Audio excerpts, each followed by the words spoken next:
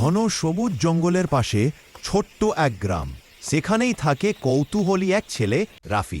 প্রতিদিনের মতো সেদিনও রাফি খেলতে খেলতে জঙ্গলের ভেতর ঢুকে পড়ে। জঙ্গলের পাখির ডাক, বাতাসের শব্দ সবই তাকে টানছে। হঠাৎ দূর থেকে পাম পাম শব্দ শোনা গেল। রাফি পিছনে ফিরে দেখল একটি ছোট হাতির বাচ্চা তার দিকে দৌড়ে আসছে। হাতিটির চোখে পানি। রাফি ভয় পেল, দাঁড়িয়ে রয়। হাতি এসে কাঁদতে কাঁদতে বলল, আমি পথ হারিয়ে ফেলেছি, আমার মাকে খুঁজে পাচ্ছি না। রাফি হাতির মাথায় হাত বুলিয়ে বলল, ভয় পেও না, আমি আছি, আমরা তোমার মাকে খুঁজে বের করব। দুজন হাতে হাত মানে সুর আর হাত ধরে এগোতে শুরু করল।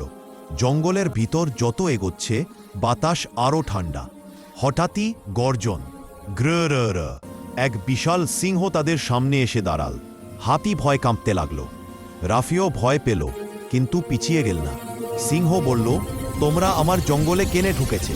রাফি সাহস করে বলল, আমরা হাতিটির মাকে খুঁজছি, আমরা কারো ক্ষতি করব না। সিংহ দেখল ছেলেটা ভয় পেয়েও সত্য কথা বলছে। তখন সিংহ নরম স্বরে বলল,